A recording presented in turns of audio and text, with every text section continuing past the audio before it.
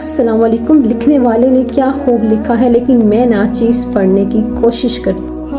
دلوں کے چین، روحوں کی روشنی، آپ صلی اللہ علیہ وآلہ وسلم. جہاں کے ظلمتوں میں زندگی، آپ صلی اللہ علیہ وآلہ وسلم. خزاں کے دل کو بہار کر دیا آپ نے، خدا کے بعد سب سے بڑی عطا، آپ صلی اللہ علیہ وآلہ وسلم. جہاں میں عدل و محبت وفا آپ سے، ہر ایک خوبی کا آئینہ بنا، آپ صلی اللہ علیہ وآلہ وسلم.